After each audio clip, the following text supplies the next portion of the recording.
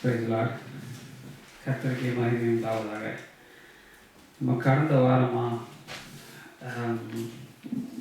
உலகத்தில் கடந்த last week நம்ம என்ன பார்த்தோம், வேர்ல்டில் வந்து நம்ம எப்படி இருக்கிறோம், don't love the world and anything in the world நம்ம பார்த்தோம். அது 3 விதமாக பார்த்தோம். எப்படின்னா மாம்சத்தின் இச்சை, கண்களின் இச்சை, ஜீவனத்தின் பெருமைன்னு பார்த்தோம்.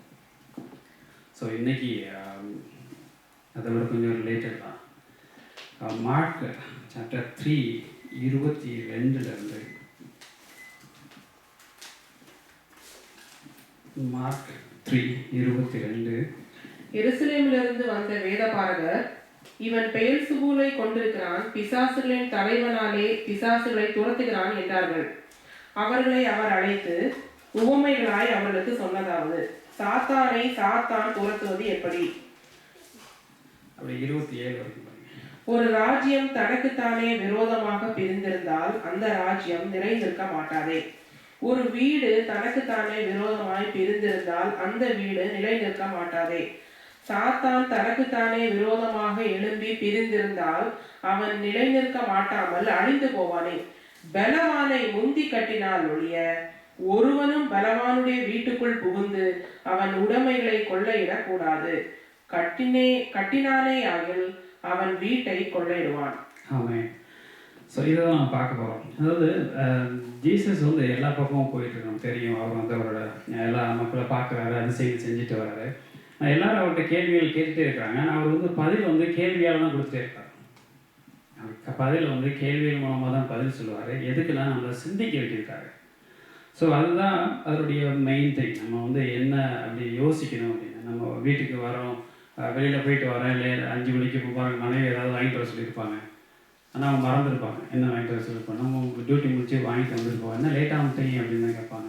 அவங்க வாங்க சொன்னது மறந்துருப்பாங்க. அப்போ நம்ம வந்து இங்கே தான் போகிறோம் அப்படின்னு சொல்லாமல் அந்த கேள்வியாலே அவங்களுக்கு பதிலை சொல்லலாம். எத்தனை மணிக்கு டியூட்டி முடிச்சுட்டு வந்தேன், 5 மணிலேருந்து 7 மணி வரைக்கும் நான் எங்கே போவேன். ஓ ஆமாம், நான் வாங்க சொன்னோம்ங்களா. அப்போ அவங்க கேட்குறேன். அதே மாதிரி இது சின்ன ஒரு எக்ஸாம்பிள். இதே மாதிரி ஜீசஸ் என்ன பண்ணுறாரு, பெரிய பெரிய விஷயங்கள் வந்து அவர் நம்மளை டீப்பாக சிந்திக்க வைக்கிறார். இந்த வசனத்தில் பார்த்தீங்கன்னா அவர் வந்து அதிசயங்கள்லாம் பண்ணிட்டு வந்துட்டு இருக்கும்போது ஜெருசலேமுக்கு வராரு. அங்கே வந்து எருசலேமிலிருந்து வந்த வேதபாரகர் இவர் பெயல்செபூலை கொண்டிருந்தான். அதாவது ஒரு பெரிய பிசாசு பழைய ஏற்பாடுல இருக்குது. அதில் அந்த பிசாசை கொண்டவன் நான் இருக்கிறானோ, அதனால தான் இவன் பிசாசுகளை துரத்துகிறான் அப்படின்னு அவங்க சொல்கிறாங்க. அப்போ அவரை அழைத்து ஊமைகளால் அவர்களுக்கு சொன்னது, முதல்ல சாத்தானை சாத்தான் துரத்துவது எப்படி அப்படின்னு ஒரு கேள்வி இருக்கிறார். அவங்க கேட்குற கேள்விக்கு ஒரு கேள்வி இருக்கிறார், சாத்தானை சாத்தான் துரத்துவது எப்படி. அந்த கேள்விக்கு கீழே தொடர்ந்து அடுத்த ஒரு 2 கேள்வி இருக்காரு. ஒரு ராஜ்யம் தனக்கு தானே விரோதமாக பிரிந்திருந்தால் அந்த ராஜ்யம் நிலைத்திருக்காது. அடுத்தது அதுக்கு ஒரு வீடு தனக்கு தானே விரோதமாக பிரிந்திருந்தால் அந்த வீடு நிலைத்திருக்க மாட்டார். ஸோ முதல்ல கேட்ட கேள்விக்கு அடுத்த கேள்விகளாகவே அவர் பதில் சொல்லிட்டு இருக்காரு. சாத்தான் தனக்குத்தானே விரோதமாக எழும்பி பிரிந்திருந்தால் அவன் நிலைத்திருக்க மாட்டாமல் அழிந்து போவானே. ஸோ பலவானை முந்தி கட்டினால் ஒழிய ஒருவனும் பலவானுடைய வீட்டுக்குள் புகுந்து அவன் உடைமைகளை கொள்ளையிடக்கூடாது. கட்டினானையாயில் அவன் வீட்டை கொள்ளையிடுவான்.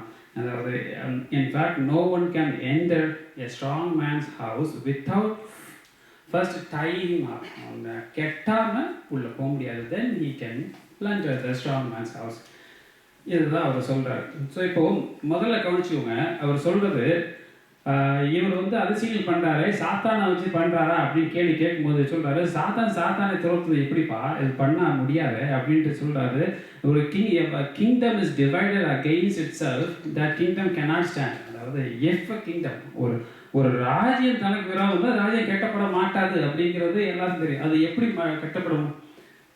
இந்த இந்த இந்த அதே மாதிரி அர்த்தமாக ஒரு வீடு தனக்குத்தானே விரோதமாய் பிரிந்ததுன்னா அந்த வீடு நிலைநிற்க மாட்டேன். இப்போ நான் வீடுலேருந்து வரேன். வீடு தனக்குத்தானே விரோதமாக இருந்தால் அந்த வீடு கட்டப்பட மாட்டாது. அப்போ தனக்குத்தானே விரோதம் வீட்டில் யார் இருக்கிறா? ஒரு வீட்டு தலைவர், வீட்டு தலைவியாக இருப்பாங்க. கணவன் மனைவி, ஒரு குடும்பம், அப்பா அம்மா, இந்த குடும்பம்.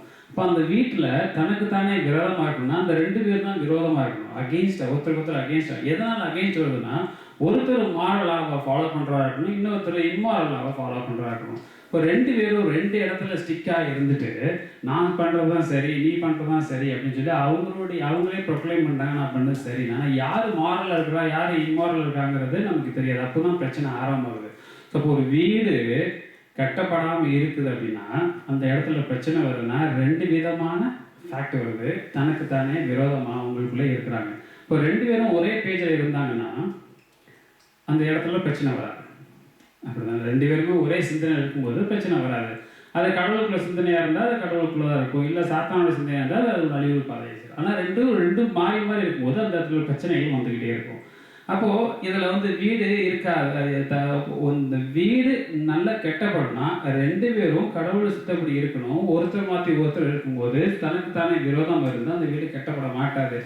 1 தீமோத்தேயுல 3:5 சொல்றாரு, ஒருவன் தன் சொந்த குடும்பத்தை நடத்த அறிந்திருந்தால் தேவனுடைய சபையில், அறியாதிருந்தால் தேவனுடைய சபை எப்படி விசாரிப்பான்? அப்போ தன்னுடைய சொந்த குடும்பத்தை ஒருத்தர் நடத்த முடியல அப்படின்னா அவன் தேவனுடைய சபையை எப்படி நடத்த முடியும் அப்படின்னு சொல்றாரு, பவுல் சொல்றாரு. அப்போ நான் என்னுடைய வீடை நடத்துறதுக்கு முதல்ல தயாராகணும். அப்போ வீடை நடத்த தயாராக முடியல, வீடை கட்ட முடியல அப்படின்னா, எனக்கு வீட்டுக்குள்ள கான்ஃப்ளிக்ட் இருக்குது அப்படின்னா அதில் 2 விதமான விரோதங்கள் இருக்குது. நம்ம ஊரில் சொல்லுவாங்க, ஊர் 2 பட்டா கூத்தாடிக்கு சந்தோஷம் அப்படிம்பாங்கல்ல. அதே மாதிரி நம்ம குடும்பத்துக்குள்ள பிரச்சனை வருது அப்படின்னா அது சாத்தானுக்கு சந்தோஷம் தான். அப்படிதான் அவருடைய ரியாலிட்டியில். அப்போது கடவுளை நம்ம துதிக்க முடியாது, வீடு பிரச்சனை, வீடை கட்ட முடியாத சூழ்நிலை வரும். நம்ம வீடை கட்ட முடியாது அப்படின்னா என்ன ஆகும்? கடவுள் ஊழியத்தை நம்ம செய்ய முடியாது. அப்போ வீடை கட்ட முடியாதவன் தேவனுடைய சபையை எப்படி கட்ட முடியும் அப்படிங்கிறது தீமோத்தேயு சொல்கிறார். 1 Peter 4:17 என்ன சொல்கிறது? நியாய தீர்ப்பு தேவனுடைய வீட்டிலேயே துவங்கும் காலமாக இருக்கிறது சொல்லப்படுது. இப்போ நியாய தீர்ப்பு நம்ம வீட்டில் இருந்து தான் ஆரம்பிக்கவே போகுது. அப்போ வீடை கட்ட முடியலைன்னா நியாய தீர்ப்பு எப்படி நம்ம கடவுளுக்கு முன்னாடி நிற்க முடியாது. அப்போ ஒருத்தருக்கு ஒருவன் விரோதமாக இருக்கும்போது வீடை கட்ட முடியாது. அது நம்ம எல்லாம் சொல்கிறோம், அவன் தான் தவறு, நீ தான் தவறு. நம்ம பிளேமிங் ஹிஸ்ட்ரியிலேயே நம்ம வந்துட்டு இருக்கோம். எதுனாலும் எதை பிளேம் பண்ணிகிட்டே இருப்போம். அது கணவன் மனைவிக்கு மட்டுமா இல்லை, தாய் பிள்ளைக்கு இருக்கலாம், அப்பா பையனுக்கு இருக்கலாம், யாருனாலும் மாற்றி மாற்றி வரலாம். ஆனால் நம்ம நினைக்கிறோம், இல்லை இப்போ உள்ள காலநிலை எப்படி இருக்குன்னா, நான் கடவுளுக்குள்ள எப்படி இருக்கிறேன் அது போதும், மனைவி கடவுளுக்குள்ள எப்படி இருக்காது அவருடைய பொறுப்பு அப்படிங்கிற சூழ்நிலைலாம் இப்போ கொஞ்சம் கொஞ்சமாக வந்துட்டு இருக்குது. அப்படி இருக்கும்போது நம்ம என்றைக்குமே இண்டிவிஜுவலாக நம்ம போய் கடவுள்கிட்ட கணக்கு கொடுக்க முடியாது. நான் குடும்ப தலைவராக இருக்கணும்னா மனைவிக்கு நான் பொறுப்புடையவனாக இருக்கணும். ஜெனசிஸ் 3 கடவுள் கரெக்டாக சொல்லிக்கிறாரு, எப்படி ஆதாமுக்கு ஏவாளை படைத்தாருங்கிறது ஜெனசிஸ் 3 அழகாக எழுதியிருக்கு. அதை அப்படி பார்த்தீங்கன்னா இந்த இதில் எஃபேசியர் 5 அதை பவுல் கம்பேர் பண்ணி சொல்லிகிட்டே இருப்பார், எப்படி மனைவி இருக்கணும், கணவன் எப்படி இருக்கணும்னு சொல்லிட்டு வந்துகிட்டே இருப்பார். நம்ம அந்த டாபிக் நீங்கள் போகலை. ஆனால் எதுக்கு இதை சொல்கிறேன்னா, அது கணவன் மனைவி மாத்திரம் இல்லாட்டாலும் தன்னுடைய பிள்ளையையும் நம்ம பாதுகாத்துக்கணும். நிறைய குடும்பங்கள் பிரச்சனைகள் வருது. இப்போ பையன் என் சொன்னபடி கேட்க மாட்டேங்கிறான், அப்பா வீட்டில் சண்டையாக இருக்குது, கணவன் மனைவியோட பிரச்சனை வருது. அப்போ இந்த பிரச்சனைகள்லாம் இன்னைக்கு வந்ததாக இருக்காது. இன்னைக்கு நடந்தது ஒரு நாள் நடந்த விஷயமா இருக்கவே இருக்காது. அது பார்த்தீங்கன்னா ஒரு 10 வருஷமாக இருக்கும், இல்லை 5 வருஷமாக இருக்கும். இன்னும் பையன் அப்பா மதிக்க மாட்டேங்கன்னா 25 வருஷமாக அந்த பிரச்சனை இருக்கும். அவங்க அப்போவே அதை ஃபஸ்ட்லேயே அதை கண்டுபிடிக்க முடியாமல் போய் அதை விட்டு இவங்க தன்னை மட்டும் தனிமையாக பார்த்துட்டு அந்த குழந்தைய வேற மாதிரியும் பார்த்துட்டு அப்படி இருக்கும்போது அது தனக்கு தானே விரோதமான செயல்கள் அங்கே வளர்ந்துக்கிட்டே இருக்குது. அப்போ வளரும்போது அந்த வீடுனா கட்டுப்பட மாட்டார். இப்போ பாருங்க, ஆனால் கடவுள் என்ன சொல்கிறாரு, இல்லை நீ பையன் தானே பரவாயில்ல, நீ நல்லா இருக்கே போதும் அப்படின்னு சொல்லி விட முடியும். இல்லை, நமக்கு தெரியும். அதாவது இந்த 1 சாமுவேல் 3 நம்ம ஏற்கனவே பார்த்துருக்கோம். சாமுவேலை கர்த்தர் கூப்பிடுவார், சாமுவேலே வான்மரப்பு தெரியாது, ஏலிகிட்ட போய் கேட்பார், யாருப்பா அப்படின்னு. உன்னை ஏலி சொல்லுவார், இல்லை போய் படுத்துங்குப்பார். அடுத்த சாமுவேலுக்கு அந்த கதை நமக்கு தெரியும். அப்படி நல்லா கர்த்தர் அவர்கிட்ட இடைப்படும்போது ஃபர்ஸ்ட் என்ன சொல்லுவார் ஏலிகிட்ட? 1 சாமுவேல் 3:13 எடுத்து படிங்க. அவன் குமாரர் தங்கள் மேல் சாபத்தை வரப்பண்ணுகிறதை அவன் அறிந்திருந்தும் அவர்களை அடக்காமற் போன பாவத்து நிமித்தம் நான் அவன் குடும்பத்துக்கு என்றும் நீங்காத நியாய தீர்ப்பு செய்வேன் என்று அவனுக்கு அறிவித்தேன். நல்ல கவனிச்சுக்கோங்க, அவருடைய ஏலிக்கு சாபம் வர்றது அவருடைய பையனை அவர் சரியா கவனிக்கல.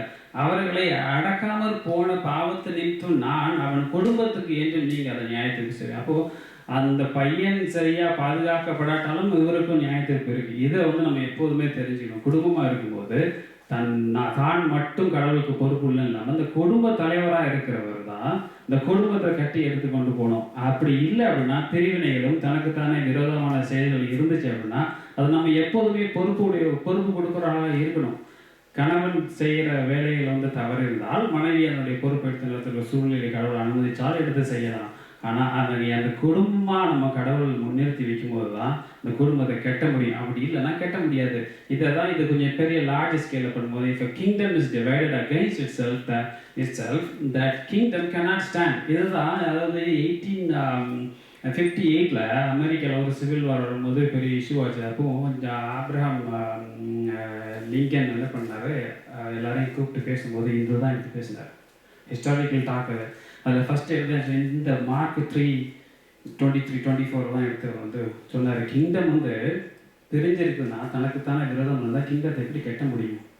ஸோ இது சின்ன ஸ்கேலில் பார்க்குறோம். எதுக்காக நம்ம வந்து ஒரு அரசியல் வந்து தலைவர் மாறணும், எதுனா தலைவருக்கு ஞானம் இருக்குன்னு சொல்லி ஜெபிக்கிறோம். இதெல்லாம் எதுக்குன்னா அந்த கிங்டம் கெட்டப்படனா பெருமைகள் வராமல் இருக்கிறதுக்கு அந்த கிங்டத்தை நடத்துகிற ஒரு கடவுளுடைய ஞானத்தில் இருக்கிறவராக இருந்தால் தான் அந்த கிங்டம் வந்து கடவுளால் முன்னே கட்டப்பட முடியும். இப்போ நான் அடுத்தது இந்த ரெண்டையும் கடவுள் சொல்லிட்டு வராரு. இது வந்து பேசிக்காக சொல்லிட்டு நெக்ஸ்ட் வராரு பலவானை முந்தி, அதாவது no one can enter a strong man's house without first tying him up, then he can plunder the strong man's house. இதுதான் நம்ம இன்னைக்கு இப்போ ரொம்ப தியானிக்கக்கூடிய விஷயம். பாருங்க, பலவானை முந்தி கட்டினால் ஒழிய இப்போ ஒருத்தர் வீட்டில் பெரிய ஆளாக இருக்கிறான்னா அந்த வீட்டுக்கு பாதுகாக்கிறவனை அவனை ஒரு போர் தொடுக்க போகும்போது அவன் எப்படி வின் ஆகிறான்னா அதை விட எதிராளி வந்து அதோட ஸ்ட்ராங்காக இருக்கும்போது தான் அவனை அடித்து அவனுடைய பொருளை வந்து ஆக்குப்பை பண்ணி எடுத்துகிட்டு போக முடியும்ல. அதே தான் இங்கே எப்படி சொல்கிறாரு, பலவானை முந்தி கட்டினாலே ஒருவனும் இந்த வீட்டுக்குள்ளே போய் எதுவும் எடுக்க முடியாது, அவனை டைப் பண்ணும். இப்போ இந்த உலகம் வந்து இந்த குடும்பத்தையோ சரி நாட்டையும் சரி நம்ம எப்படி நம்ம இதை விட்டு வெளியில் இருக்கிறோம் அப்படின்னா நம்ம கெட்டப்பட்டு இருக்கிறோமா? இந்த உலகத்தினால நம்ம ஏது கெட்டப்பட்டிருக்கிறோமா? நான் என்னை விட பெரிய வந்து என்னை கெட்டி போட்டு என் வீட்டை எடுத்துகிட்டு போக முடியும் அப்படின்னா அப்போ நான் எதனால் கெட்டப்படுறேன்? இப்போ கெட்டப்பட்டு நான் அறிஞ்சிருக்கிறேன்னா இப்போ முதல்ல பார்த்தோம், சின்ன இதில் பார்த்தோம், வீட்டில் உள்ள பிரச்சனைகள் நமக்கு என்னென்ன தெரியாமல் நான் வளர்ந்துகிட்டே இருக்கோம். நம்ம கெட்டப்படுற இடம் என்னென்ன தெரியாமல் இருந்து ஒரு 10 வருஷம் 18 வருஷம் கழிச்ச பிறகு தான், ஒரு 20 இயர்ஸ் கழிச்சு தான் நம்ம பெறுவோம். அதனுடைய ரிசல்ட் வந்த பிறகு தான் ஐயோ நம்ம ஆரம்பத்துலேயே என் பையன்கிட்ட நான் அன்பாக இருந்திருக்கு, நான் தப்பு பண்ணிட்டேன், இப்போ அவன் கிட்டே என்னால் போக முடியல அப்படி எத்தனையோ பேர் இன்றைக்கி வருத்தப்பட்டு இருக்கிறாங்க. குழந்தைங்க பக்கத்தில் போக முடியல, குழந்தைகளை என்ன மதிக்க மாட்டேங்கிறாங்க அப்படி. ஆனால் அதை வந்து அதுக்கு 20 வருஷத்துக்கு முன்னாடி யோசிக்க முடியாது. ஸோ அப்போவே அவங்க கட்டப்பட்டிருக்காங்க. அதே போல் நம்ம இன்னைக்கு எப்படி கட்டப்பட்டிருக்கிறோம்? இன்னைக்கு உலகத்தில் நம்ம போன வாரம் பார்த்தோம் எப்படி வந்து மாம்சத்தின் இச்சையாக இருக்கும், கண்கள் இச்சையாகவும் ஜீவனத்தின் பெருமையெல்லாம் நம்ம பார்த்தோம். இது வந்து நம்ம இதை எப்படி நம்ம கம்பேர் பண்ணி பார்த்தோம். ஜெனசிஸ்ல இருந்தும் ஜெனசிஸ் 3ல இருந்தும் மேத்யூ 4ல இருந்து நம்ம கம்பேர் பண்ணி பார்த்தோம் எப்படி எந்தெந்த இடத்துல. இப்போ அதையும் தாண்டி நம்ம எந்தெந்த இடத்துல கெட்டப்பட்டிருக்கிறோம், நம்ம அறியாமல் எப்படி கெட்டப்பட்டிருக்கிறோம். அப்படி கெட்டுற போய் தான் நம்ம விடப்படுறோம் இல்லை. நம்மகிட்ட இருக்கிறத எல்லாத்தையும் எடுத்துகிட்டு போகிறான், நம்மளை ஒருத்தர் வந்து கெட்டிட்டு போகிறான். யார் இந்த உலகம் நம்மளை கெட்டுது, நம்மளை அறியாமலே கெட்டுது. ஒரு 2 எக்ஸாம்பிள் நம்ம இதில் பார்க்க போகிறோம். ஒன்று வந்து ஃபிசிக்கலாக ஒருத்தர் எப்படி கெட்டப்படுறாங்க, இல்லை ஸ்பிரிச்சுவலாக எப்படி கெட்டப்படுறாங்க நம்ம பார்க்க போகிறோம் பைபிள் இருந்து. இப்போ பாருங்க, நம்ம ஷாப்பிங் போவோம் எல்லாருமே. காஸ்கோக்கு உங்களுக்குலாம் போன எக்ஸ்பீரியன்ஸ் இருந்தால் உங்களுக்கு எல்லாத்துக்குமே தெரியும். போகும்போது ஏதாவது ஒரு பொருள் வாங்கன்னு போவோம். வரும்போது பார்த்தீங்கன்னா கார்ட் ஃபுல்லாக இருக்கும். $30 பொருள் வாங்குறதுக்கு போனால், நான் லாஸ்ட் வீக் கூட போனேன், ஒரே ஒரு பொருள் வாங்க தான் உள்ளே போனேன். அது வந்து வெளியில் உள்ள $26, வெளியில் $29, $3 தான் சேவ் பண்ணதுக்கு உள்ளே போனால். வெளியில் வரும்போது $300 பில்லோடு வெளியில் வந்தேன். $3 சேவ் பண்ணுறதுக்கு உள்ளே போய் $270 எக்ஸ்ட்ரா பே பண்ணிவிட்டு காட்டோட ஃபுல்லாக திரும்பி வந்தோம். இது எல்லாத்துக்குமே நடந்திருக்கும், எனக்கு மட்டும் இல்லை, எல்லாத்துக்குமே நடந்திருக்கும். இதே மாதிரி பார்த்தீங்கன்னா ஷாப்பிங்கில் வந்து 2 விதமாக ஷாப்பிங். ஒன்று விண்டோ ஷாப்பிங், சேல்னு போட்டிருப்பாங்க வெளியில், 70% sale, 50% sale, buy 1 get 1 free அப்படிலாம் போட்டிருப்பாங்க. நானும் யோசிச்சுட்டு ஒரு நாள் நானே இதே மாதிரி போட்டலாமா கடையில், buy 1 take everything come with the truck அப்படின்னு போட்டலாம்னு நினச்சேன். எப்படி ஒன்னே you can choose anything but only one you can buy, take everything free but the cost will be $200,000. ஃபன்னியாக இருக்குல்ல. ஆனால் இதுதான் அவங்க சின்ன சின்ன ஸ்கேலில் பண்ணிட்டு இருக்கிறாங்க. இதுதான் அவங்க என்ன பண்ணுவாங்க, கம் இன்சைட் அப்படின்னு நம்ம புல் பண்ணதுக்காக உள்ளே போனால் பொண்ணுக்கு வந்து துணி எடுக்க போனோம். அப்போ வந்து buy one get one free இருந்துச்சு 2 வாரத்துக்கு முன்னாடி. $40 ஒன்று கெட் ஒன் ஃப்ரீ எடுத்து வந்தாச்சு. இந்த சைஸ் சரியில்லை, எனக்கு தான் கோவிட் போட்டு பார்க்க முடியாதுல்ல.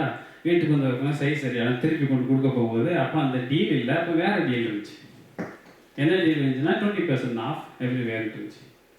சரி ரிட்டர்ன் பண்ண போனால் ரிட்டர்ன் பண்ணியாச்சு. அதே ட்ரெஸ்ஸு $24 போட்டுருக்குறேன், 20% டிஸ்கவுண்ட். ஸோ நான் நினச்சேன் $40 கொண்டு வாங்கினா ஒன்று ஃப்ரீ, அப்போ ஒன்று $20 தான் ஹாப்பியாக வந்துட்டோம். திருப்பி ரிட்டர்ன் பண்ண போகும்போது 20% ஸ்டோர் வைட் டிஸ்கவுண்ட் அப்படின்னு போட்டிருக்காங்க. உள்ளே போனால் அதே இது $24 டேக்ல இருக்குது. ஸோ அதுவும் $20 தான். அப்போது நம்மளை எப்படி புல் பண்ணுறாங்க, 75% ஆஃப்லாம் போட்டிருப்பாங்க. இது வந்து விண்டோ ஷாப்பிங் நம்மளை புல் பண்ணதுக்கு. இன்னொன்று இருக்குது, உள்ளே வந்த பிறகு நம்மளை கறந்து விட்றது தான் காஸ்கோ. எப்படி வால்மார்ட்டுக்கு போவோம், பால் வாங்கணும், முட்டை வாங்கணும், பால் அந்த கார்னில் வச்சுருப்பாங்க. மெடிசனை பார்த்தா இந்த கார்னில் வச்சுருப்பாங்க. பேபி ஸ்டவ் பார்த்தீங்கன்னா அந்த எண்டில் வச்சுருப்பாங்க. ஏன்னா இதெல்லாம் நீ கண்டிப்பாக நீ உள்ளே வருவேன். உள்ளே திறந்தானே பார்த்தீங்கன்னா வெஜிடபிளாக இருக்கும். ஃபுல்லாக வெஜிடபிள்ஸ்லாம் இருக்கும், பெரிய லேஅவுட்டில் இருக்கும். ஏன்னா நம்ம வெஜிடபிள் வந்து சூப்பர் ஸ்டோரில் வாங்க மாட்டோம். ஏன்னா வெஜிடபிள் கடையில் நிறைய பக்கத்துலேயே ஃப்ரெஷ்ஷாக இருக்குது, சீப்பாகவும் இருக்கும். அண்ட் நம்ம இங்கே வந்த பிறகு முதல்ல இந்த வெஜிடபிள் வாங்கிடணும், அதுக்கப்புறம் துணியை வாங்கிடணும், அதுக்கப்புறம் ஜூஸை வாங்கிடணும், அப்புறம் சிப்ஸை வாங்கிடணும், அப்புறம் இதை எல்லாம் வாங்கி வாங்கி வாங்கி கடைசி போய் பால் வாங்கிட்டு வரும்போது கவுண்டரில் நிற்கும்போது பார்த்தா இங்கே வரிசையாக பபுள் கம் இருக்கும், கிண்டர் ஜாய் இருக்கும், சாக்லேட் இருக்கும், யூஎஸ்பி டிரைவர் இருக்கும், செல் இருக்கும், பேட்ரி செல் பார்த்தீங்கன்னா ரெண்ட்டு வந்து சாதாரண ரேட்டு வந்து $2. அங்கே பக்கத்தில் இருக்கிறதா அது $4.5 விட்டுருப்பான். நம்ம பின்னாடி போயிட்டு மறந்துருப்போமா எடுத்து. அப்போது இதே மாதிரி நிறைய நம்ம வந்து மிஸ்யூஸ் பண்ணும்போது ஏதோ இந்தந்த இடங்கள்லாம் கட்டப்பட்டு இருக்கிறோம். இது நமக்கு தெரியவே தெரியாது. இதே மாதிரி உலகத்தில் நம்ம கட்டப்படுறோம். எப்படி கட்டப்படுறோம் இப்போ இதில் பாருங்களேன். நம்ம பைபிள் இருந்ததை பார்ப்போம். இந்த லூக்கில் என்ன, லூக் 16 1 அப்படி படிங்க. பின்னும் அவர் தம்முடைய சீஷர்களை நோக்கி, ஐஸ்வர்யவானாகிய ஒரு மனுஷனுக்கு ஒரு உக்கிரானக்காரன் இருந்தான். அவன் தன் எஜமானுடைய ஆஸ்திகளை அழித்து போகிறதாக எஜமானுக்கு அறிவிக்கப்பட்டது. அப்பொழுது எஜமான் அவனை வரவழைத்து, உன்னை குறித்து நான் இப்படி கேள்விப்படுகிறது என்ன?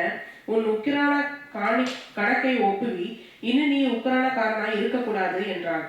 அப்பொழுது உக்கிரானக்காரன், நான் என்ன செய்வேன்? என் எஜமான் உக்கிரான விசாரிப்பிலிருந்து என்னை தள்ளி போடுகிறானே. கொத்துகிறதற்கு எனக்கு பலன் இல்லை, இறக்கவும் வெட்கப்படுகிறேன். உக்கிரான விசாரிப்பை விட்டு நான் தள்ளப்படும் போது என்னை தங்கள் வீடுகளில் ஏற்றுக்கொள்வார் உண்டாகும்படி செய்ய வேண்டியது இன்னதென்று எனக்கு தெரிய வந்தது என்று தனக்குள்ளே சொல்லிக்கொண்டு தன் எஜமானிடத்தில் கடன்பட்டவர்களை ஒவ்வொருவனாக வரவழைத்து முதலாவது வந்தவனை நோக்கி, நீ என் எஜமானிடத்தில் பட்ட கடன் எவ்வளவு என்றான். அவன் 100 குடம் எண்ணெய் என்றான். அப்பொழுது உக்கிரானக்காரன் அவனை நோக்கி, நீ உன் சீட்டை வாங்கி உட்கார்ந்து 50 என்று சீக்கிரமாய் எழுது என்றான். பின்பு அவன் வேறொருவனை நோக்கி, நீ பட்ட கடன் எவ்வளவு என்றான். அவன் 100 கலம் கோதுமை என்றான். அப்பொழுது அவன், நீ உன் சீட்டை வாங்கி 80 என்று எழுது என்றான். அநீதியுள்ள உக்கிரானக்காரன் புத்தியாய் செய்தான் என்று எஜமான் கண்டு அவனை மெச்சிக்கொண்டார்.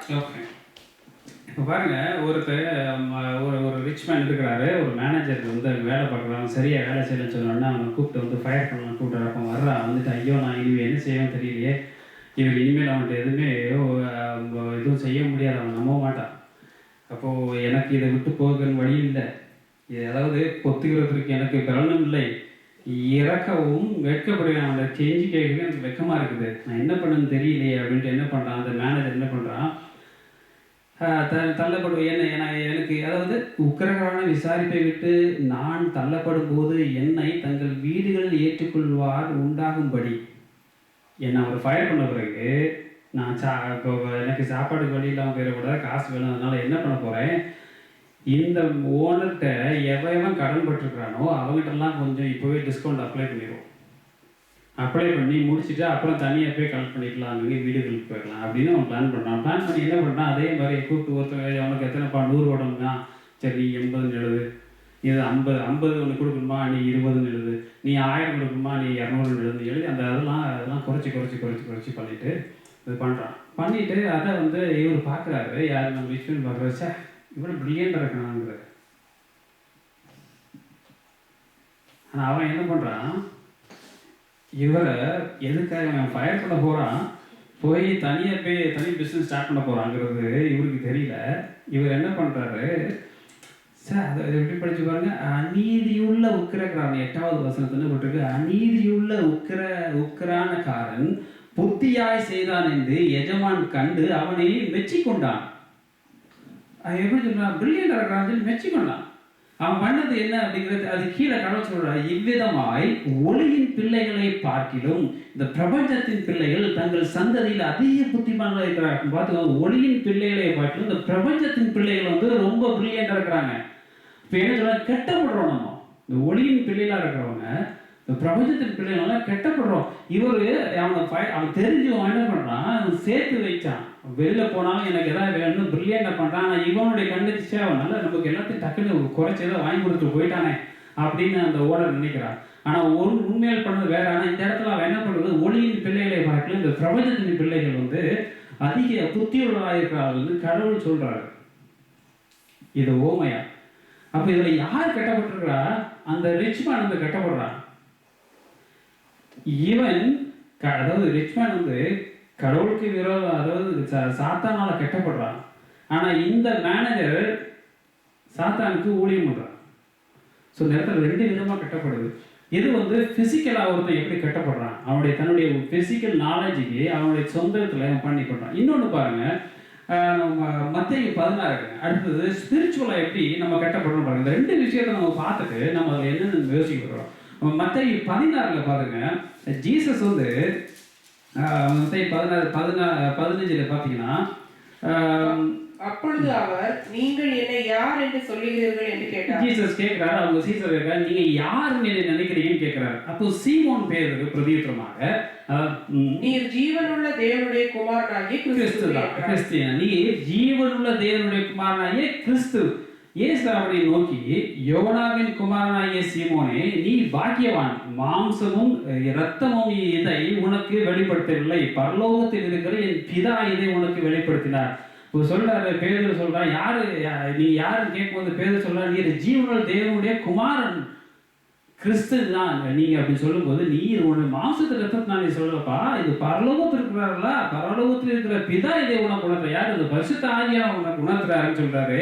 அது அப்படி 17வது வசனத்துல அப்படி 18, 19, 20, 21 போங்க. ஜீசஸ் என்ன சொல்றாரு, தாம் எருசலேமுக்கு போய், சொல்லுங்க அது படிங்க. அது முதல் இயேசு தாம் எருசலேமுக்கு போய் மூப்பராலும் பிரதான ஆசாரியராலும் வேத பாரகராலும் பல பாடுகள் பட்டு கொலை உண்டு 3ஆம் நாளில் எழுந்திருக்க வேண்டும் என்பதை தம்முடைய சீஷர்களுக்கு சொல்ல தொடங்கினார். அப்போது பேதுரு அவரை தனியே அழைத்து கொண்டு போய், ஆண்டவரே, இது உமக்கு நேரிடக்கூடாதே, இது உமக்கு சம்பவிப்பதில்லை என்று அவரை கடிந்து கொள்ள தொடங்கினார். பாருங்க, ஜீசஸ் சொல்றாரு, நான் யாரும் கேட்கும்போது நீ தான் வந்து கிறிஸ்துன்னு சொல்லும்போது, நீ உன்னுடைய சரீரத்துல இருந்து சொல்லல, பிதாவானவர் அவங்க சொல்லியிருக்காருன்னா அடுத்த செகண்ட் இங்க வருது பாருங்க.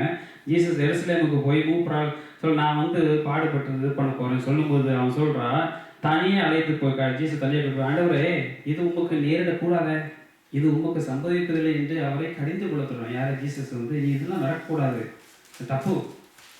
ஜீசஸ் என்ன சொல்றாரு, அவரோ திரும்பி பேதுருவை பார்த்து, எனக்கு பின்னாக போ சாத்தானே, எனக்கு பின்னாலே போ சாத்தானே. முடிஞ்சது. கொஞ்ச நேரத்துக்கு முன்னாடி சொன்னாரு, இது எப்படி இந்த பேதுரு வந்து பரிசுத்த ஆவியானவர் தான் அதை நடத்துறாரு. பாருங்க, பேதுரு ஜீசஸ் கூட இருக்கிறாரு. இப்போ ஸ்பிரிச்சுவலா எப்படி கெட்டப்படான்னு பாருங்க. இந்த இடத்துல சொல்றாரு, நீர் தான் கிறிஸ்து பிதாவின் மகன் அப்படின்னு சொல்றாரு. அடுத்த செகண்ட் கொஞ்ச நேரத்துல என்ன ஆகுது, இதை நீங்க நடத்தக்கூடாது, நீங்க வந்து போகக்கூடாது. அப்போ என்ன சொல்றாரு ஜீசஸ், அந்த இடத்துல ஜீசஸ் வந்து இது ஒன்னால வரல, பரிசுத்த ஆவியான பிதாவினால்தான் இது உனக்கு தெரியப்பட்டு சொன்னவர். அடுத்து என்ன சொல்றாரு, அப்பால இப்போ சாத்தானேங்கிறார். இது ஒரே மனுஷனுக்கு தான் நடக்குது. இது யாருக்கு, பேதுரு கூட இருக்கிறவங்க, ஜீசஸ் கூட இருக்கிறவருக்கு. அப்போ அவருடைய ஸ்விங்க பாருங்க, இங்க எப்படி இருக்காரு, அப்படி இருக்காரு. ஸோ முதல் ஒருத்தரை பார்த்தோம், அவன் வந்து பர்பஸாகவே பண்ணுறான், யாரும் ரிச்மேன்கிட்ட பர்பஸாகவே பண்ணுறான். அவன் வந்து ஃபயர் ஆகும்போது தன்னை பாதுகாத்துக்கு அவன் கண்ணை கட்டுறான்.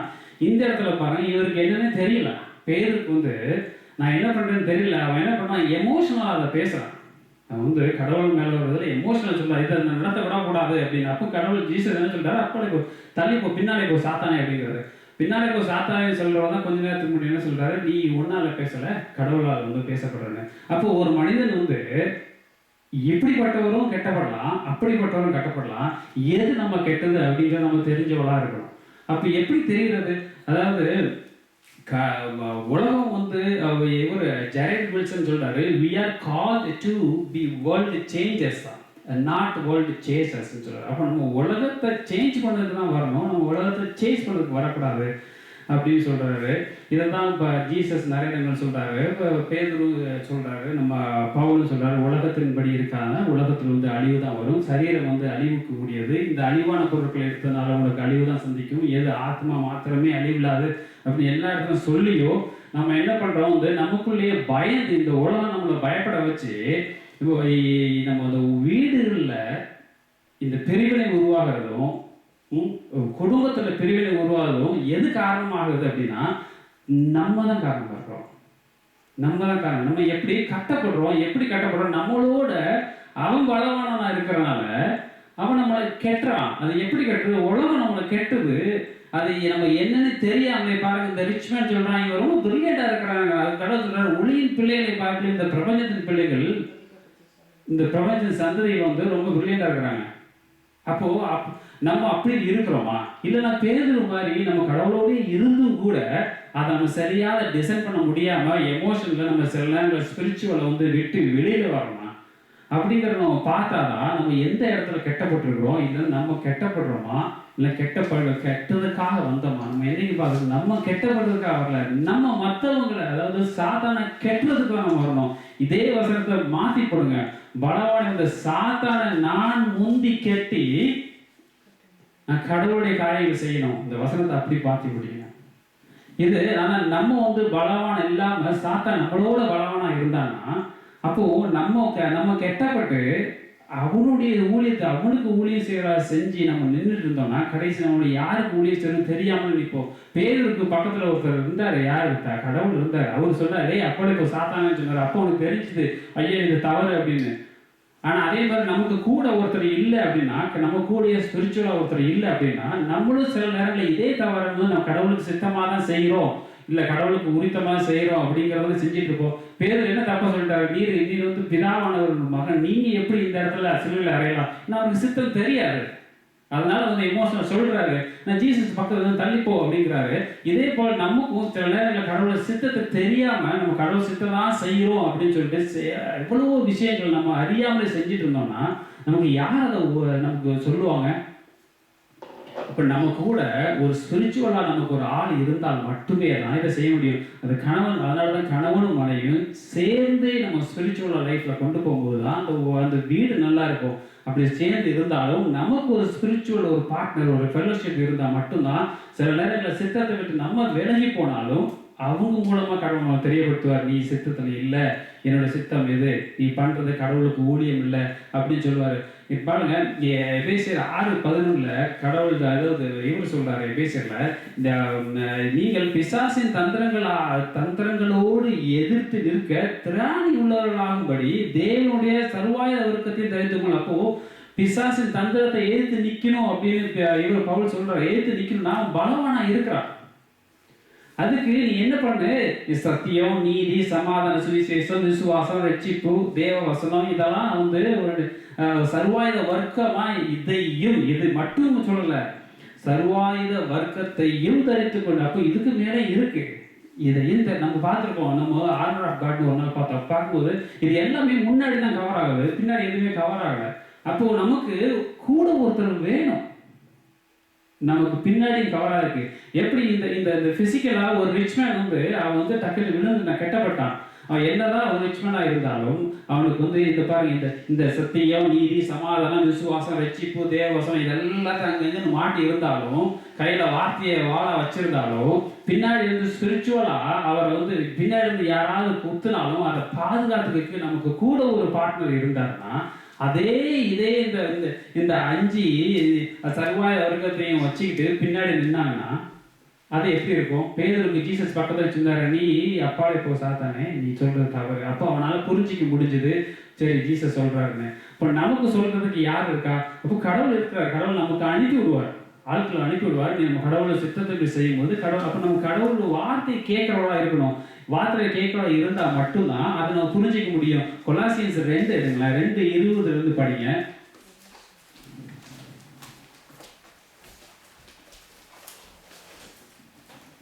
நீங்கள் கிறிஸ்துவுடனே கூட உலகத்தின் வழிபாடுகளுக்கு மரித்தது உண்டானால் இன்னும் உலக வழக்கத்தின்படி பிழைக்கிறவர்கள் போல மனுஷனுடைய கற்பனைகளின்படியும் போதனைகளின்படியும் நடந்து தொடாதே, ருசி பாராதே, தீண்டாதே என்கிற கட்டளைகளுக்கு உடன்படுகிறது என்ன?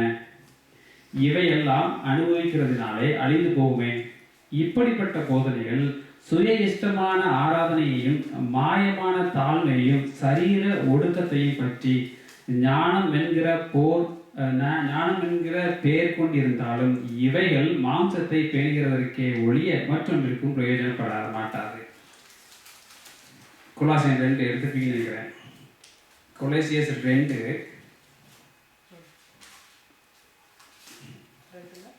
20, 21, 22, 22 அதை படிச்சு பார்த்துக்கோங்க. அதாவது நீங்க உலகத்தின் வழிபாடுகளுக்கு மரித்தது உண்டானால் இன்னும் உலக வழக்கத்தில் உலகத்தின்படி நீங்க நடந்தா இன்னும் உலகத்தை அடிப்படை மனுஷனுடைய கற்பனைகளின் படியே போதனைகள் எல்லா கடவுளையதையும் படிச்சுட்டு நம்மளாவே என்ன பண்றோம்? 21 பாருங்க, மனுஷருடைய கற்பனைகளின் படியும் போதனைகளின் படியும் நடந்து தொடாதே, ருசி பாராதே, தீண்டாதே என்கிற கட்டளைகளுக்கு உடன்படுகிறது என்ன? கடவுளுடைய செயல்களை நம்ம எல்லாம் பாதி மறந்துட்டு இப்போ உலகத்துப்படி இருந்துட்டு இதை தொடாத, இதை செய்யாத, இதை பண்ணாத அப்படின்னு நம்ம ஆல்ரெடி கட்டப்பட்டவர்களாக இருந்தும் நம்ம இன்னும் உலகத்தில் உள்ள லாவை எடுத்துட்டு இப்படி சொல்லிட்டு இருந்தா இப்படி தீண்டாதே என்கிற கட்டளைகளுக்கு உடன்படுகிறது என்ன? இவைகள் எல்லாம் அனுபவிக்கிறதுனாலே அழிந்து போகுமே. இப்படிப்பட்ட போதனைகள் சுய இஷ்டமான ஆராதனையாயும் நம்மளால சொந்தமா நம்ம எடுத்து உருவாக்குறதா இருக்கும் தவிர மாயமான தாழ்மையையும் சரீர ஒடுக்கத்தையும் பற்றி ஞானமே என்கிற போர்க்கொடியும். ஸோ இந்த மாம்சத்தை பேணுகிறதற்கே ஒழிய இது நம்முடைய இந்த மாதிரி நம்ம கிரியேட் பண்ணுறவர்கள்லாம் இதெல்லாம் நம்மளுடைய மாம்சத்தை நம்மளாவே நினைச்சிட்டு இருக்கோம். நான் கட்டுப்படுத்தி வச்சுட்டு இருக்கிறேன், இதை செய்யாத, அதை பண்ணாத, இதை தொடாத, இதை பார்க்காத, இதை செய்யாத அப்படின்னு சொல்லிட்டு இருக்கோம்ல, இதெல்லாம் நம்மளாவே எடுத்துக்கொண்டு இருக்கிறது. ஸோ 5th செஞ்சுரியில் என்ன சொல்லுவாங்கன்னா முக்கியமான பிரச்சனைகள் அது பாவம் அப்படின்னா விபச்சாரம் பண்ணக்கூடாது, ஸ்மோக் பண்ணக்கூடாது, அப்புறம் கார்ட்ஸ் விளையாடக்கூடாது. அதெல்லாம் பெரிய பாவமாக இருந்திருக்கு. கார்ட்ஸ் விளையாடுறதே 5th செஞ்சுரியில் மிகப்பெரிய பாவம். இப்போ அப்படி இல்லை. இப்போ கார்ட்ஸ் எல்லாருமே விளையாடுறோம். அது பெரிய விஷயமாவே தெரியல. ஏன்னா நாட்கள் மாற மாற நம்மளுடைய லாபம் நம்ம மாற்றிக்கிட்டே இருக்கோம். 5th செஞ்சுரியில் கார்ட்ஸ் விளையாடுறது மிகப்பெரிய பாவம் கிறிஸ்டியன்ஸு. ஸோ இப்போ அதெல்லாம் ஒன்றும் இல்லை. பியர் சோசியல் ட்ரிங்க் ஆயிடுச்சு. சில சர்ச்சஸ்ன்னு சொல்கிறாங்க அது நத்திங், சோசியல் ட்ரிங்க், அதெல்லாம் ஒன்றும் இல்லை, பியர் வைன் இஸ் நத்திங் அப்படிங்கிறாங்க. அப்போ இந்த லாலாம் நம்மளே கிரியேட் பண்ணிட்டு இருக்கோம். இது இந்த சரீரத்துக்காக நம்மளா உருவாக்கிக்கிட்டு இருக்கோம். அப்போது நம்ம எந்த இடத்துல கட்டப்படுறோம் அப்படின்னு யோசித்து பார்த்தா நமக்கு தெரியவே மாட்டேங்குது. எந்த இடத்துல நம்ம கட்டப்படுறோம், எந்த இடத்துல நம்ம மங்கி போகணும் அப்படிங்கிறது தெரியாமலே வாழ்ந்துட்டு இருக்கும்போது நம்ம எப்படி நம்ம பலவானா மாற முடியும்? நம்ம பலவானா மாறினால ஒழிய நம்ம அந்த வீடை நம்மளால கட்டவே முடியாது. நம்ம பலவனம் ஆகலன்னா அந்த வீடு நம்மளால கட்டவே முடியாது. அப்போ இந்த சாத்தானுடைய செயல், இந்த உலகத்தரமான செயல் நம்மளை விட பெரியதா இருந்துச்சு அப்படின்னா நம்ம எப்பவுமே விழுந்துதான் போவோம்.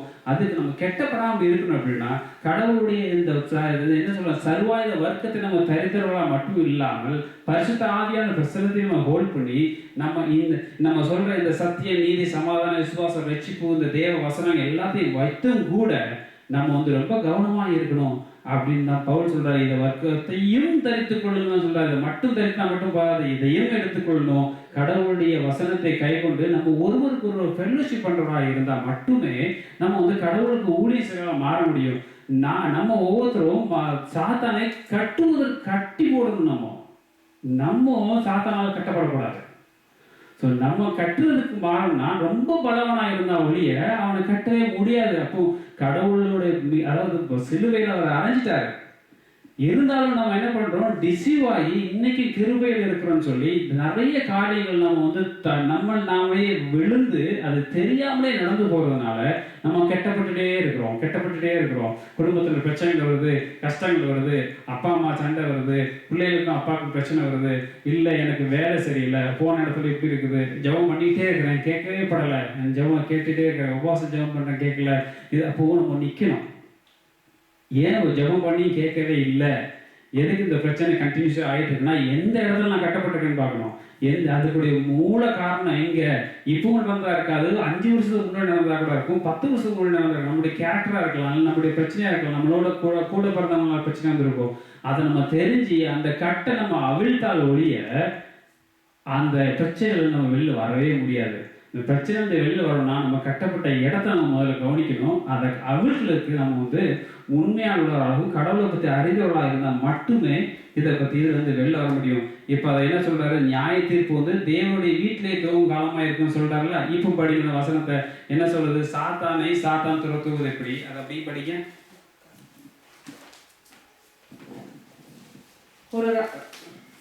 மார்க் 3ல் நான் படிக்கிறேன்.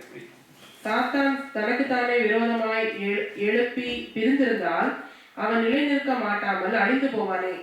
பலவானை முந்தி கட்டினால் ஒழிய ஒருவனும் பலவானுடைய வீட்டுக்குள் புகுந்து அவன் உடைமைகளை கொள்ளையிடக்கூடாது. கட்டினாயில் அவன் வீட்டை கொள்ளையிடுவான். இப்போ பாருங்க, நம்ம அது கீழே கடவுள் சொல்ற, மெய்யாகவே நான் உங்களுக்கு சொல்கிறேன், மனுஷர்கள் செய்யும் எல்லா பாவங்களும் அவர்கள் தூசிக்கும் எந்த தூஷணங்களும் அவர்களுக்கு மன்னிக்கப்படும். ஒருவன் பரிசுத்த ஆவிக்கு விரோதமாக தூஷணம் செய்வானாயில் அவன் என்றென்றைக்கு மன்னிப்படையாமல் நித்திய ஆக்கினைக்குள்ளாக இருப்பான். அசுத்த ஆவியை கொண்டிருக்கிறான் என்று அவர்கள் சொன்னபடினால அவர் இப்படி சொன்னார். அப்போ நம்ம பேசும்போதும் ரொம்ப கவனமா இருக்கணும். யாரு பரிசுத்த ஆவியில் இருக்கிறார், யார் அசுத்த ஆவியில் இருக்கிறாருன்னு தெரியாம நம்மளாவே சர்ச்சைக்கு போயிடக்கூடாது. நம்ம கெட்டப்பட்டிருக்கோம். இப்போ என்ன பாரு, இன்னைக்கு இருக்கிற மிகப்பெரிய பிரச்சனைன்னா நான் பண்றதுதான் சரி, நீ பண்றது தவறு, நான் பண்ணுறேன் சரி, நீ இப்போ நம்மளே நியாயத்திற்கு கொண்டு வந்துடும். நான் பண்ணுறது சரி, நான் தான் சரி அப்படிங்கிறது நம்ம இன்னைக்கு வெளியில் வர ஆரம்பிக்கும் போது தான் நம்ம வந்து கடவுளுடைய கிருபையில் நம்ம இருக்க முடியும். நான் எப்போ வந்து நான் இல்லை இவன் அசுத்தாவியில் இருக்கிறான் அப்படின்னு சொன்னா, ஒருவேளை அவர் பரிசுத்தாவில் இருந்தாருன்னா என்னுடைய பார்வைக்கு இது வந்து மாறலாக இருக்குது, அவருடைய பார்வைக்கு அது மாறலாக தெரியுது. யார் இம்மாரலில் இருக்கிறா அப்படிங்கிறது கடவுளுக்கு தான் தெரியும். நான் வந்து நினைச்சிட்டு இல்லை நான் சரியாக தான் இருப்பேன், நான் தவறே பண்ணிட்டேன், எனக்கு சரியான முறை எனக்கு தெரியப்படுத்தாம நான் அவரை குறை சொல்லினா அது பரிசுத்த ஆவியானவரை எதிர்த்து நான் சொல்கிற வார்த்தையாக இருக்கும். அப்படிப்பட்ட வார்த்தைக்கு மன்னிப்பு கிடையாது அப்படிங்கிறாரு. அப்போ முன்னே நம்ம கட்டப்படாதவர்களாக இருக்கணும். நம்ம குடும்பத்தில் சண்டைகள் பிரச்சனைகள் வருதுன்னா அதுக்கு முதல் காரணம் நம்ம தான் அப்படிங்கிறத நம்ம யோசிக்கணும். நான் தான் அந்த பிரச்சனைக்கு காரணம் அப்படின்னு எப்போ 2 பேர் 3 பேர் 4 பேர் இருக்கிற குடும்பத்தில் இருக்கிறவங்க நான் தான் அதுக்கு பிரச்சனை காரணம்னு நினைக்கிறோமோ அப்போவே அந்த பிரச்சனை உள்ள காரணங்களை கடவுள் வெளிப்படுத்துவார், அந்த பிரச்சனைகளை எடுத்துக்கொள்வார். அப்போது அதே போல் கட்டப்பட்டிருக்கிறோம்னா எந்த இடத்துல கட்டப்பட்டிருக்கிறோம் அப்படிங்கிறத நம்ம யோசிக்கிறதா இருக்கணும். அதை யோசித்து அதுலேருந்து வெளியில் வர்றதுக்கு நம்ம கடவுள்கிட்ட ஜெபம் மட்டும் இல்லாமல் என்ன பண்ணணும், சர்வாயுத வர்க்கத்தை நம்ம எடுத்து மாட்டி நம்ம கடவுளுக்காக நிற்கிறவர்களாகவும் நமக்கு ஃபெல்லோஷிப் பண்ணுறவர்களும் நம்மளோடு இருந்து, அதே போல் நம்ம தவறு நேரத்தில் எப்படி பேதுரு வந்து தவறுறானோ அந்த இடத்துல ஜீசஸ் வந்து இல்லை நீ பண்ணுற தவறுன்னு சொல்லதுக்கு அவர் கூட இருந்தது போல் நமக்கும் கடவுள் வந்து ஒரு ஃபெல்லோஷிப்பை வச்சுருக்கும் போது ஒருவருக்கு ஒரு அன்பாக இருந்து இந்த காரியங்களை செய்யும் போது நம்ம கடவுளுக்குள்ளே இருந்து நம்மளை யாரும் கட்ட முடியாத நம்ம வீடை பாதுகாத்து நம்ம வீடை கட்டுறவர்களாக இருக்கும்போது அந்த வீட்டில் இருந்து ஊழியத்தை கடவுள் ஆரம்பிப்பார். இந்த வீடு தான் என்னாகும், கடவுளுடைய வீடு நியாயத்திற்கு எப்படி தேவனோட வீட்டிலேருந்து துவங்குன்னு சொல்கிறாரோ அது இந்த வீட்டிலேருந்து நியாயத்திற்கு உருவாகும். அப்போ தான் எப்படி 1 தீமோத்தேயு சொன்னவர் தன் சொந்த குடும்பத்தை நடத்த அறியாதிருந்தால் தேவனுடைய சபை எப்படி விசாரிப்பான், அதே போல் அந்த குடும்பத்தை நம்ம கடவுளுக்குள்ளே கட்டும்போது நம்ம சபை கட்டுறவராக கடவுள் மாற்றுவார். இந்த சபை கட்டுறவராக மாறும்போது அந்த இடங்கள் வந்து கடவுள் நாம் வந்து மகிமை அடையும், நம்மளும் கடவுளுக்கு சாட்சியானவர்களாக மாறுவோம். அதுக்கு ஆரம்பம் என்னது, நம்மளுடைய இருதயத்தையும் உள்ளத்தையும் கடவுளுக்கு ஏதுவானதாக அன்போடு இருந்து அவருக்காக நிற்கும் போது நம்ம கெட்டப்படாத பயில்வான்களாக மாற முடியும். அதுக்கு நம்ம எப்பொழுதும் கடவுளை துதிச்சு எந்த நேரத்திலும் விழித்திருந்து நம்ம வீடை கெட்டவர்களாக இருக்கிறதுக்கு இப்பொழுது வீட்டில் இருக்கிற எல்லாருமே வீட்டில் ஒவ்வொருத்தரும் நான் பண்ணுற தவறுகளை நான் என்ன தவறு பண்ணுறேங்கிறத யோசிக்கிறவங்க மாறணும். இதை இங்கே இருக்கிறவங்களும் சரி, இதை பார்த்துட்டு இருக்கிறவங்களும் சரி, நம்ம பண்ணுற தவறுகள் நம்ம அறியாமலே பண்ணிகிட்டு இருக்கிறோம். சில நேரங்கள் நான் பண்ணுறது சரின்னு சொல்லிட்டு நம்ம தவறுகளை செஞ்சுக்கிட்டே இருக்கிறோம்.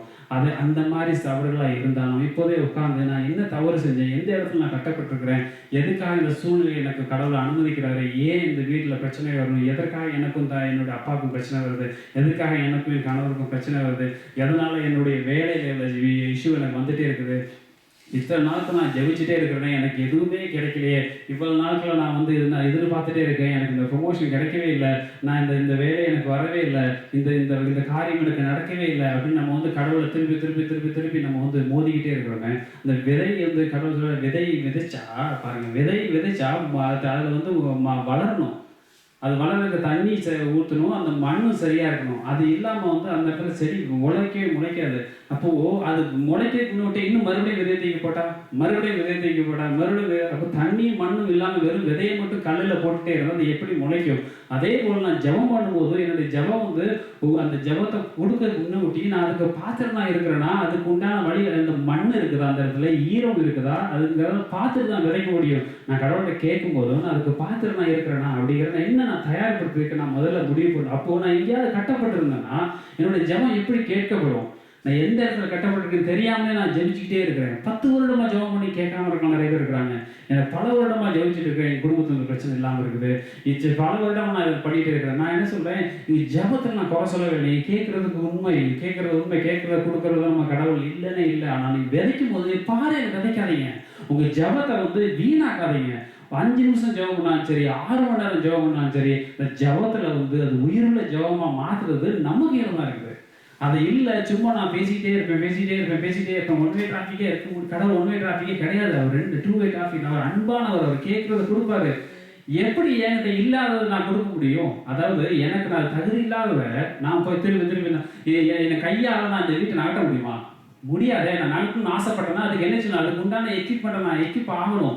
எக்யூப்பான கூட அந்த வீடை நான் நகட்ட முடியும். அதே போல் நம்ம அதை யோசிக்கணும், சிந்திச்சு பார்ப்போம். ஏன் கடவுளை என்னால் எனக்கு இந்த ஜெபம் கேட்கப்படல, ஏன் எனக்கு இந்த குடும்பத்தில் இந்த பிரச்சனை வந்துட்டு இருக்குது, ஏன் என் குழந்தைகள் என்னை மதிக்க மாட்டேங்கிறாங்க, இது எதனால் நடக்குது, எந்த இடத்துல பிரச்சனை இருந்துச்சு, எந்த இடத்துல நான் கட்டப்பட்டிருக்கிறேன், இல்லை எந்த இடத்துல நான் மற்றவங்க கட்டி வச்சிருக்கிறேன், என்ன உலகம் என்ன கட்டி வச்சிருக்கிறா, இல்லை நான் அடிமையாக இருக்கிறேன்னா, எந்த மாதிரி சூழ்நிலை நான் இருக்கிறேன், அதை யோசிச்சு ஜெபம் பண்ணுற 6 மணி நேரம் ஜெபம் பண்ணுறத 5 மணி நேரம் இந்த வசனத்துல இருந்து யோசிச்சு சிந்திச்சு பார்க்கும்போது அந்த 10 நிமிஷம் ஜெபம் பண்ண ஜெபம் கேட்கப்படும். நான் எந்த இடத்துல கெட்டப்படும் எப்போ நான் உணரணும், அப்போ அந்த கட்டு அவிழ்க்கப்படும், கடவுளுடைய கிருபை அங்கே வரும், அவருடைய மகா கிருபை, அவருடைய நாமம் பாருங்க, அவருடைய நாமம் மகிமையாக படைக்கப்பட்டோம். நம்ம குழந்தை பிறக்குது, நமக்கு குழந்தை பிறக்குது. எதுக்கு குழந்தை பிறக்குது? நம்மளுடைய சந்தோஷத்தை குழந்தை பிறக்குறாங்க. இல்லை குழந்தை சொல்லிட்டு அப்பா என்னையே நீ குழந்தை அடுத்த வருஷம் நீ பெற்றுறன்னு கணவன் சொல்லிட்டு போவாங்க. யாருக்காவது இல்லையே, பையன் பிறந்தான், பொண்ணு பிறந்தான், ஐயோ நம்மளுடைய சந்தோஷத்தை நிமித்தம் சந்தோஷத்துக்காகவே பிறக்கப்பட்டது. நான் உருவாக்குனேன், அதை நான் சந்தோஷப்படுறேன். அதே போல தானே கடவுளுடைய சந்தோஷம் என்னையும் உங்களையும் உருவாக்குனாரு. ஆதாம் ஏவாளை எப்படி உருவாக்குனாரு? சந்தோஷப்பட உருவாக்குனாரு. நான் இது நல்லதுன்னு எனக்கு பட்டது நான் உருவாக்குனேன், அவர் சந்தோஷப்பட்டார்ல. அப்போ அவர் எவ்வளோ அன்பானவங்களை பார்க்குறாரு. ஸோ அதே போல தான் நம்மளும் என்ன பண்ணணும், இப்படி கடவுள் நம்மளை படைச்சவர் நம்மளை விட்டுட்டு போக மாட்டாரு. சும்மா ஏன்னா நம்ம இப்படி குழந்தைய பெற்றவொடனே அப்படி விட்டுட்டு போயிடுவோம் கிடையாது. நம்ம அதை பார்த்து கொண்டு வந்துட்டே இருப்போம். முதல்ல அது குழந்தை பிறந்தவொடனே என்ன பண்ணுவோம், அது நம்மளை ரெக்கக்னைஸ் பண்ணும், யாரு இதான் அப்பாவா இதான் அம்மாவான்னு. ஸோ அதே போல தான் நம்மளும் கடவுள் ரெக்கக்னைஸ் பண்ணுறோம். நோயிங்கா கடவுளை அறிஞ்சு அதில் வளர்றோம். வளர அதேமாதிரி குழந்தை வளர நம்ம குழந்தைய நம்ம பாதுகாத்து வளர்த்து கொண்டு வந்த மாதிரியே கடவுள் நம்மளை கூட இருந்து அவனை வளர்த்துட்டு தான் இருக்காரு. அவர் கிருபை இங்கே சிலுவையில் அவர் அறையப்பட்டு ரத்தம் சிந்துறது நம்மளை கிருபைக்காக, நம்மளை அவரோட வழிநடத்துக்காக. புறஜாதியாக இருந்தவனும் நம்ம அழிக்கப்பட்டு அங்கங்கன்னு இருந்தாலும் அதை நம்மளெல்லாம் ஒன்று சேர்த்து ஒரே மரமாக கொண்டு வந்தார். எதுக்கு? ஜீசஸ் அவர் பிதாவோட சொந்த மகன் அனுப்பிவிட்டு பண்ணாருன்னா நம்மளை சரிபடுத்துறதுக்கு. நம்ம அதெல்லாம் தெரிஞ்சு கண்கள் மறைக்கப்பட்டு எப்படி சேம் போட பார்த்து உள்ள போயிருந்து எது வாங்கணும்னு தெரியாமலே வரும்போது என்னமோ வாங்கிட்டு வரோம்ல, அதே போல எதுக்கு வாழ்றோம்னு தெரியாமலே என்னமோ செஞ்சுக்கிட்டு இருந்தோம்னா கடைசி அவருடைய சித்தம் என்னன்னே தெரியாமல் போயிடும். அப்படி இல்லாமல் கடவுளுடைய கிருபையில நம்ம கெட்டப்படாதவர்களாக இருந்து கடவுள் நாமத்துக்காக மகிமையடைவதற்கு நம்ம வீடை கட்டி அதை சபையாகி இந்த குடும்பத்தில் வெளிச்சம் உருவாகல. ஒளியின் பிள்ளைகள் என்னது பிரபஞ்சத்தின் பிள்ளைகள்னால மறைக்கப்பட்டிருக்காங்க. அப்படி இருக்கக்கூடாது. ஒளியின் பிள்ளைகள் வெளிச்சமாக தான் இருக்கணும். அந்த வெளிச்சம் வெளியில போகணும். அந்த பிரபஞ்சத்தின் பிள்ளைகள் வெளிச்சத்தை அடைஞ்சு அவங்களும் வெளிச்சம் கொடுக்குறவங்க மாறணும். அப்படின்னா நம்ம கெட்டப்படாத இருக்கணும்னா நம்ம வசனத்திலும் சரி, கடவுளும் சரி, தியானத்தில் நம்முடைய தவறுகளை பின்னோக்கி பார்த்து நம்ம கட்டுகளை உணர்ந்து அதை எடுப்பதற்கு நம்ம முயற்சி செய்யணும். எல்லாரும் எழுந்து ஜெபம் பண்ணலாமா?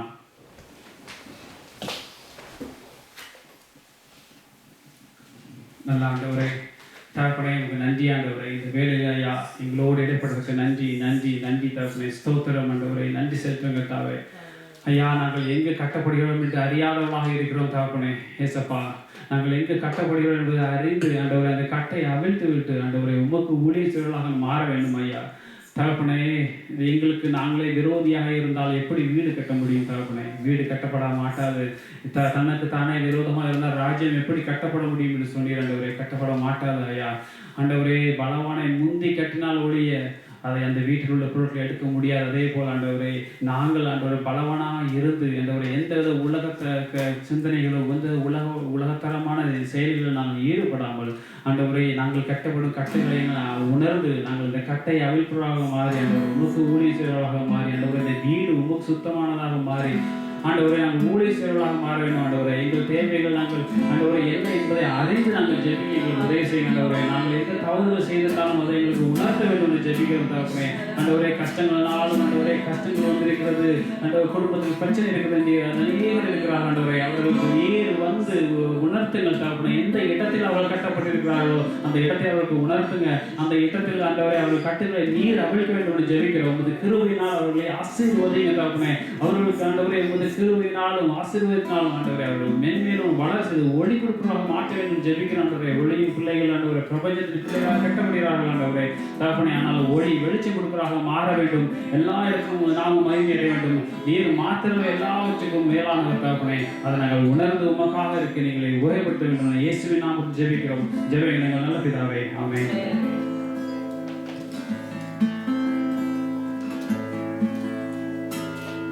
அறியாமை இருள் விலகி அதிசய தேவனை காண வேண்டும். அறியாமை இருள் விலகி அதிசய தேவனை காண வேண்டும். அதிசய தேவனை காண வேண்டும். கட்டப்பட்ட மனிதரெல்லாம் கட்டவிழ்க்கப்பட